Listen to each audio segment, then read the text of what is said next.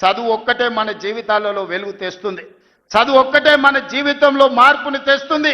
ఈ చదువే మన జీవితంలో వెలుగులు నింపుతుంది. ఇవాళ ఈ వేదిక మీద ఉన్న కలెక్టర్లైనా ఎమ్మెల్యేలైనా చిన్న చిన్న కుటుంబాల నుంచి వచ్చిండ్రు, కానీ వాళ్ళు చదువుకున్నారు, చదువును నిర్లక్ష్యం చేయలే.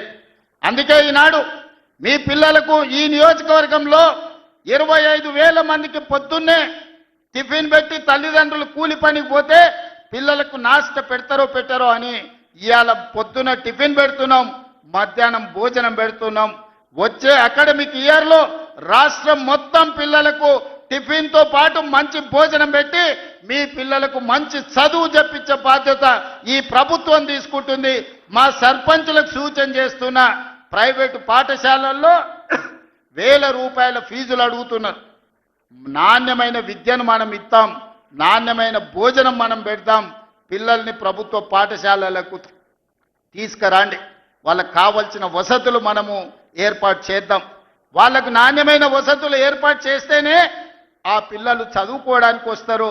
మన రాష్ట్రం అభివృద్ధి జరగాలి అనంటే మన పిల్లలు చదువుకోవాలి. వాళ్ళు డాక్టర్లు, లాయర్లు, ఇంజనీర్లు కావాలి, వాళ్ళు ఐఏఎస్లు, ఐపీఎస్లు కావాలి, అధికారులై తెలంగాణ రాష్ట్ర పునర్నిర్మాణంలో భాగస్వాములు కావాలి. అప్పుడే వాళ్ళ జీవితాలలో మార్పు వస్తుంది, తల్లిదండ్రుల కళ్ళల్లో సంతోషము నిండుతుంది. కాబట్టి పిల్లల్ని అందరినీ చదివించుకోండి. అదేవిధంగా ఈనాడు రైతులకు సంబంధించి తెలంగాణ ఉద్యమమే నీళ్లు. తెలంగాణ ఒక పక్కన కృష్ణానది, ఇంకొక పక్కన గోదావరి నది. ఈ 2 నదుల మధ్యన ఉన్నదే తెలంగాణ. ఉమ్మడి రాష్ట్రంలో అన్యాయం జరిగింది, ప్రాజెక్టులకు ఆలస్యానికి కారణమైంది. అందుకే 4 కోట్ల తెలంగాణ ప్రజలు తెలంగాణ కోసం నడుం బిగించి వందలాది మంది పిల్లల ఆత్మ బలిదానాలు చేసుకొని తెలంగాణ రాష్ట్రాన్ని సాధించుకున్నారు. ఇకనైనా మన సమస్య పరిష్కారం అవుతుంది అనుకున్నారు. ఈ సమస్య శాశ్వత పరిష్కారం అయితే ఈ తెలంగాణ భూములు బీళ్ల నుంచి పాడి పంటలతో సస్య సామలమవుతాయని ఈ ప్రాంతం అనుకున్నది. 10 సంవత్సరాలు 2 సార్లు కేసీఆర్ గారికి అవకాశం ఇచ్చారు. 10 ఏళ్లలో ఏ ప్రాజెక్టు పూర్తి చేయలే, ఏ ఎకరాకు నీళ్లు ఇవ్వలే.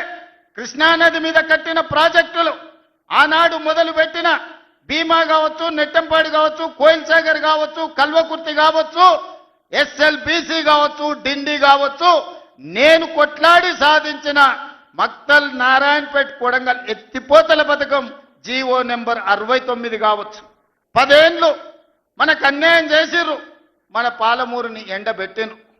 కానీ 2009 నాడు వలస వచ్చి పాలమూరులో ఊరు లేనోడు, పార్లమెంటులో నోరు తెరవనోడు తెలంగాణ రాష్ట్రం వస్తే మన బతుకులు బాగుపడతాయి, కొడంగల్లో ప్రతి ఎకరాకు నీళ్లు వస్తాయని మనందరం కష్టపడి ఎంపీగా గెలిపించినాం.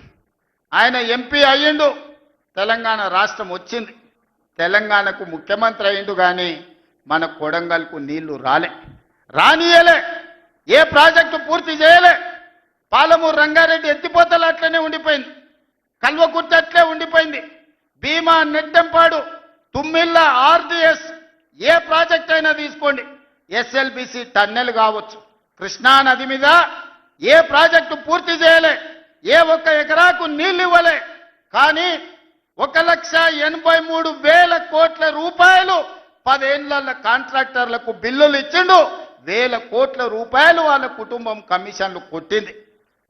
తొడుక్కోవడానికి చెప్పులు లేకుండే, వేసుకోవడానికి బట్టలు లేకుండే, చిరిగిపోయిన చెప్పులతోని రోడ్ల మీద తిరుగుతోళ్ళకి బెంచ్ కార్లు వచ్చినాయి.